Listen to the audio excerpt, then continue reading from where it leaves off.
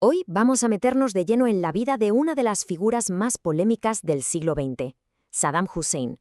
Su historia es una de poder, de tiranía, y de un final que, para bien o para mal, cambió la historia de Irak y del mundo entero. Fijaos en esta frase, es que sus propias palabras son probablemente el mejor punto de partida. Lo dice todo, ¿verdad? Revela al instante esa personalidad desafiante, esa conciencia de que vivía en un mundo donde su vida estaba en juego constantemente. Él se veía así, en una lucha perpetua por el poder y sobre todo por la supervivencia. Pero a ver, ¿de dónde sale Saddam Hussein? Para entender al personaje hay que irse al principio. Nació en una familia humilde de campesinos en Tikrit. Su padre murió muy pronto y la figura clave de su infancia fue su tío. Un tío que, ojo, no era cualquiera, acabó siendo gobernador de Bagdad. Esa fue sin duda la influencia que marcó sus primeros años. Su carrera política arranca. Y vaya si arranca. Con 19 años se mete en el partido Ba'ath, que defendía una mezcla potente de nacionalismo árabe y socialismo. Pero su militancia no fue de pegar carteles, no.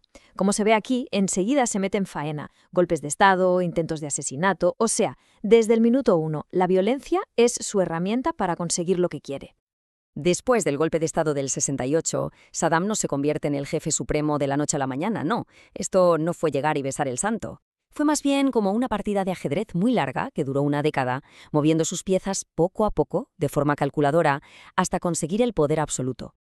Y aquí se ve perfectamente su método. Durante 10 años, como número 2, fue tejiendo su propia red de lealtades y, sobre todo, montando un aparato de seguridad brutal que solo le respondía a él. Así que cuando el presidente el-Bakr dimite, supuestamente por problemas de salud, Saddam no hereda el poder. Es que el poder, en la práctica, ya era suyo. El resto fue, digamos, un trámite. Vale, ya tiene el control total. ¿Y ahora qué? Pues su gobierno se puede resumir básicamente en dos conceptos: guerra a gran escala fuera de sus fronteras y una represión interna absolutamente feroz. Esta cifra es para pararse a pensar. Más de 1 millón de personas. Es el número estimado de muertos en la guerra entre Irán e Irak, un conflicto que empezó en 1980 por el control de una zona petrolera y que se alargó durante 8 años que fueron, una auténtica carnicería. Y en esa guerra, Saddam demostró que no tenía límites. Cruzó todas las líneas rojas.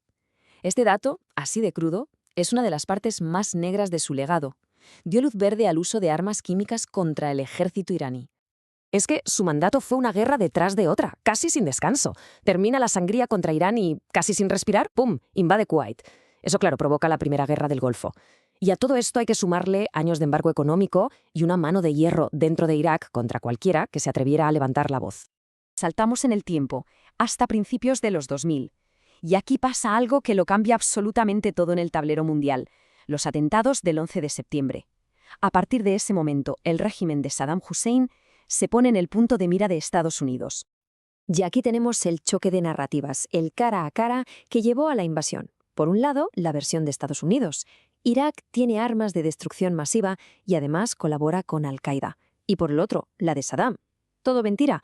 Lo único que quieren es una excusa para quedarse con nuestro petróleo. La invasión fue fulminante. En cuestión de días, el régimen se vino abajo como un castillo de naipes. Pero cuando las tropas de la coalición llegaron a Bagdad, se encontraron con una sorpresa. El dictador no estaba. Había desaparecido. Se lo había tragado la tierra, dando pie a una de las operaciones de búsqueda y captura más grandes de la historia moderna. Y con su desaparición empieza la recta final de esta historia, el último acto, de dictador a fugitivo y de fugitivo a acusado en un juicio que, tuvo en vilo a todo el planeta. Y así acabó la fuga. El hombre que había gobernado Irak con puño de hierro durante décadas fue encontrado solo, barbudo y desorientado en un agujero bajo tierra. La imagen de su captura, que dio la vuelta al mundo, fue el símbolo perfecto de su caída en picado. Una vez capturado, llegó el juicio.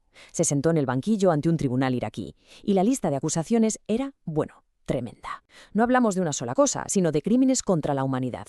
Masacres como la de Dujail, el ataque con gas en Halabja, guerras, invasiones, un historial terrorífico. Y su actitud durante todo el proceso fue, la que cabía esperar: cero arrepentimiento. Ni el más mínimo gesto. Se mostró desafiante, orgulloso, actuando no como un acusado, sino como si todavía fuera el presidente de Irak. Hasta el último aliento fue fiel a su personaje. El día de su ejecución rechazó que le pusieran una capucha, quería mirar a la muerte a la cara, y justo mientras recitaba la profesión de fe musulmana, la trampilla se abrió. Un final tan teatral y controlado como lo fue toda su vida.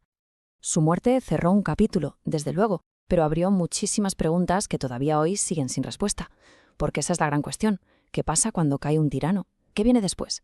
El vacío de poder que dejó y las consecuencias de su caída, son algo que todavía se siente en Irak y en todo Oriente Medio.